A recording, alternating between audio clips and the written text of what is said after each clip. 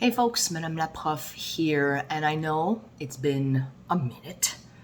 I haven't posted content in a while, so I'm going to try and do this in one fell swoop without any editing, live from my dining room, to share with you some thoughts about the end of the school year, kind of like a sort of a year in review, and my leadership action word of the day, the week.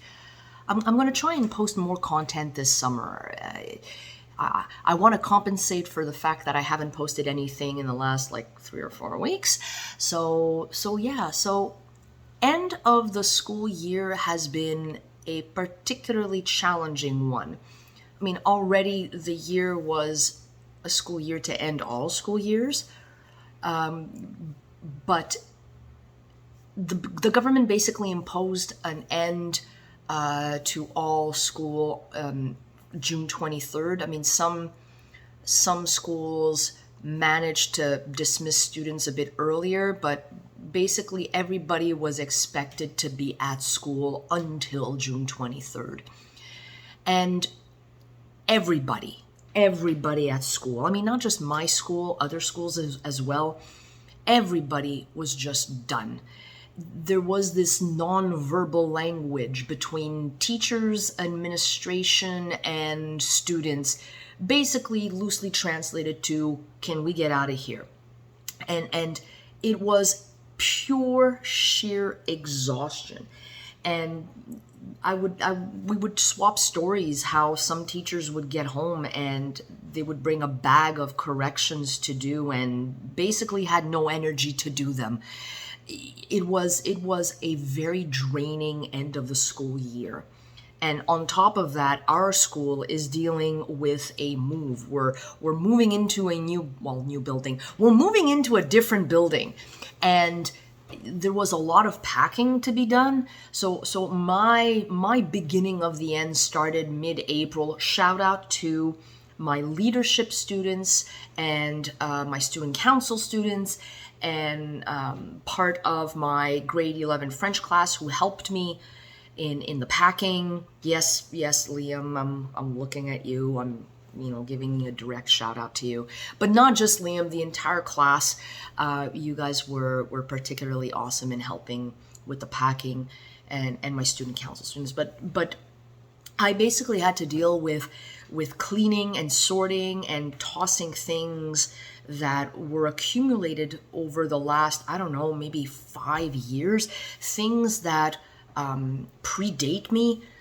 Basically, they were supplies for student-led events, and I had to make a conscious decision whether we were going to keep them or not. And I would ask for input. Like, we had to toss a broken drum set that was part of like GarageBand, that Wii game. I never played it, but basically we said we're not keeping it. It's broken. There's duct tape on different parts. It's not worth saving. So we had to toss them. So now that the school year is done and I am at home and I have started to make sense of all of the things that I have brought home and done some cleaning and some sorting and some arranging and basically establishing a routine for this summer of 2021.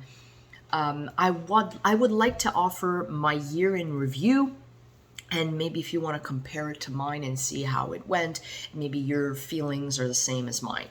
So first of all, my year in review, I'm going to start off with my grade 9 classes. I had an enriched class and I had an immersion class. The difference between the two is that the immersion class is following the French second language regular program, the basic program, and the enriched is obviously the enriched program. Overall, I'm going to say it again. I've said it to other people. I was blessed this year with good students. Now, you're going to say, Madame la Prof, all students are good. All students are good. It's the relationships that you create. Yes, but last year, as lovable as they were, they needed to be managed. a lot. This year, there was not so much management that needed to be done in my classes. I think what I did with them, I gave them more freedom to choose what we were going to do in class. Basically, and I've mentioned this before, I think in another video, a student would say, hey, why don't we do this? Kind of, sort of as a joke, but next thing you know, we're doing a unit on it. We finished the school year by watching Ratatouille. But there was an assignment connected to it. There was an oral component. There was a written component. So they finished the year thinking, like, don't we have an exam? I said, well, this is your exam. I'm just modifying it, by incorporating a movie to it. So I think I allowed more space for students' voice and students' choice.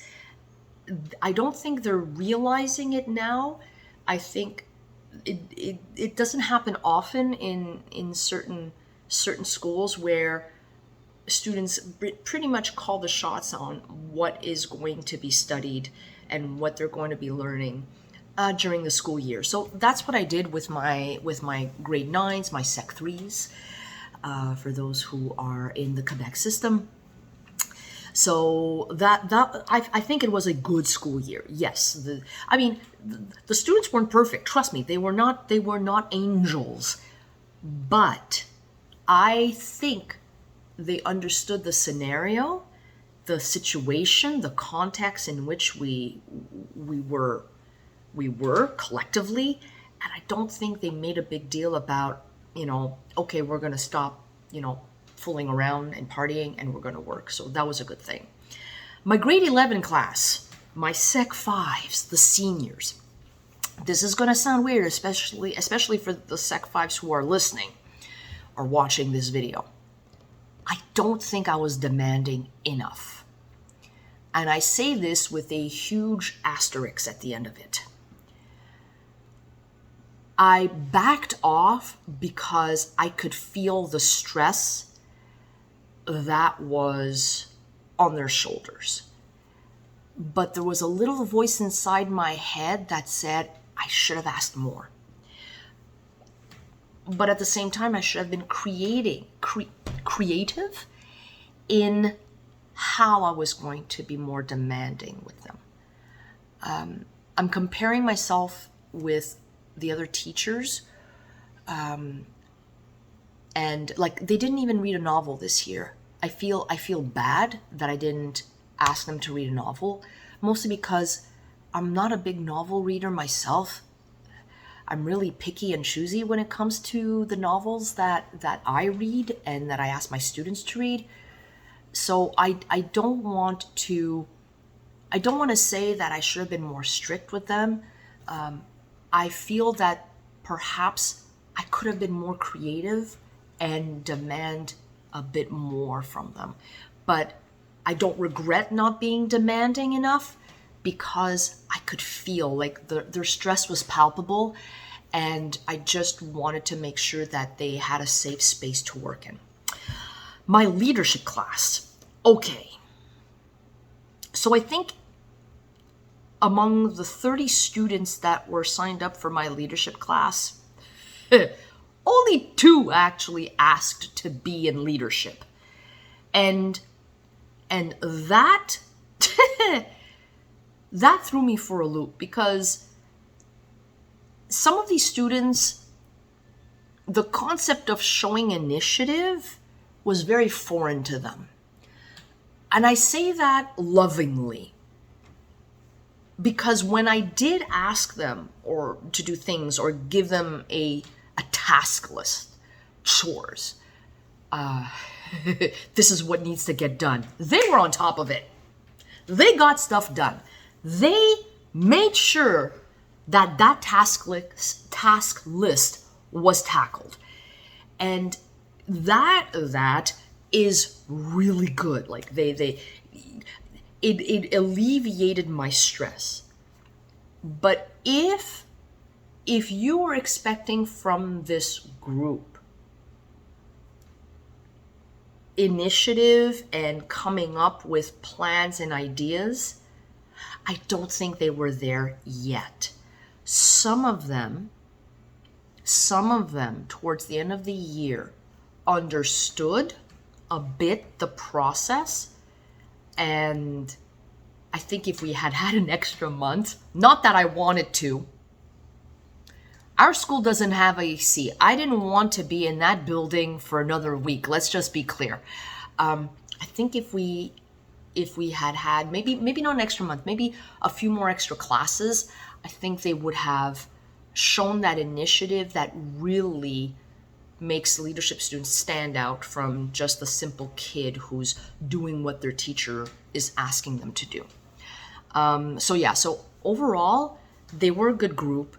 They had energy, they had charisma, they had their own unique personality, and I basically made them do some very simple activities and student-led events where they were able to shine without demanding too much. Because if you're a kid and you weren't expecting to be in a leadership class, it's daunting, it's scary, and people don't necessarily expect the kind of content that you would see in a leadership class. And I take my leadership class not just like for event planning, but the betterment of oneself, like becoming a better leader of you.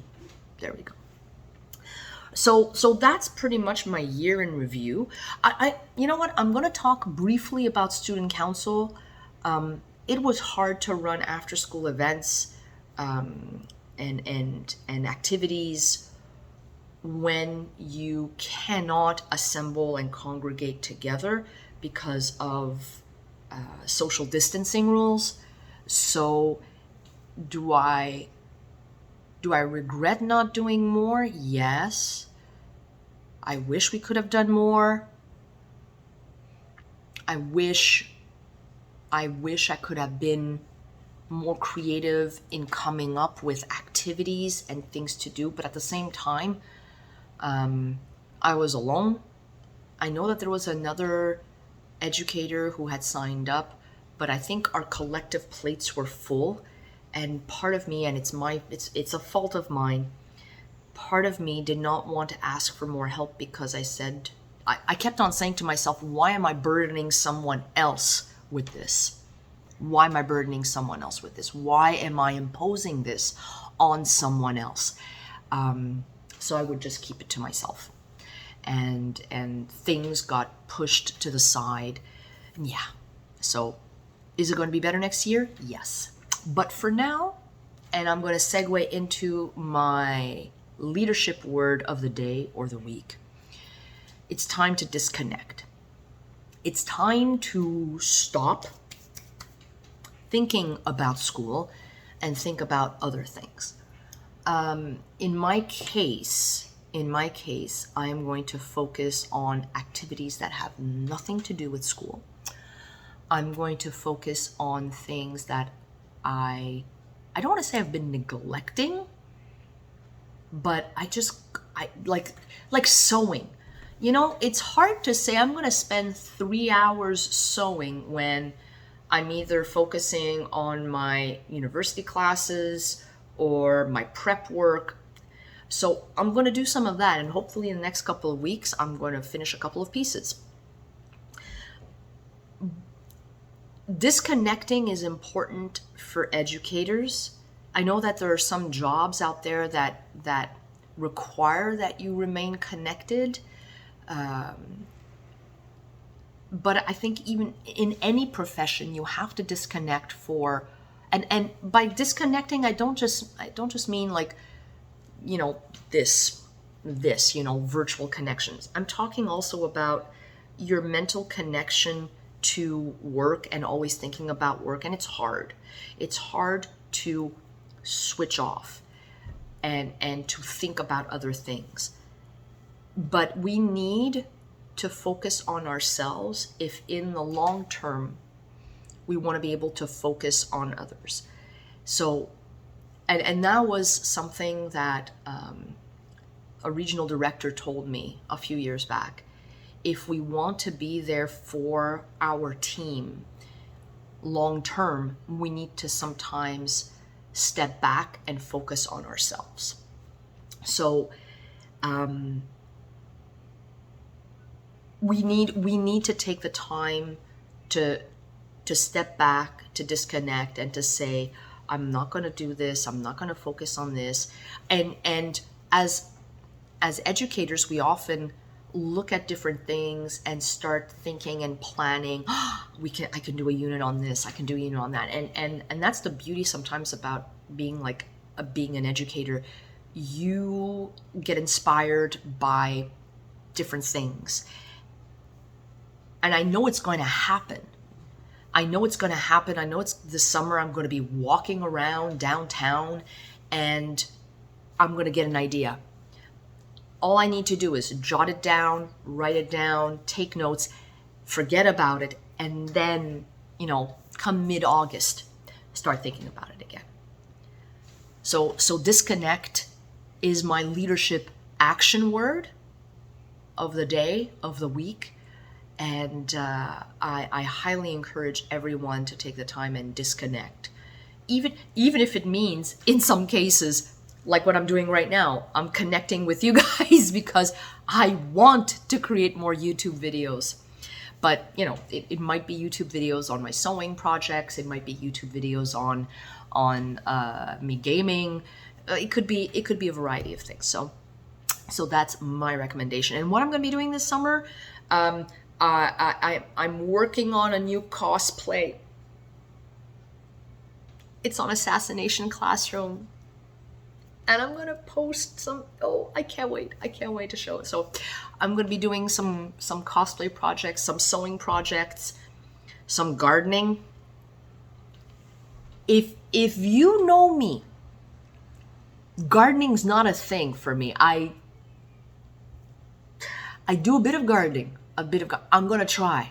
I'm going to try and do some more running. Like right now, I don't want to say I've reached a plateau, but I'm comfortable maybe running 4K, 5K. I'm not keeping an eye on time. Don't ask me about my time. I'm not, but I'm going to try and increase that. It's just I hate running in heat and humidity. I'm special that way. What can I say? I'm going to be doing some more biking. I want to bike a bit more. I'm going to go downtown. I haven't been downtown Montreal in such a long time. I am going to just grab a book, grab crossword puzzles. I love crossword puzzles. I'm weird that way. I'm just going to grab a book, grab some crossword puzzles, and I'm just going to go downtown, find a cafe, sit down, and just become a vegetable. I'm going to do that. I feel like doing that. And maybe I'll give you an update. Maybe I'll do a little blog of my day outside the house doing other things. I might just do that. On that lovely note, folks, I hope you have a lovely day and a lovely weekend if you're watching this on the Friday that I'm filming this on. And like I said, I'm not editing this. This is going straight onto YouTube. So if there's no music, if there's no intro, you'll know why. Love y'all. À bientôt.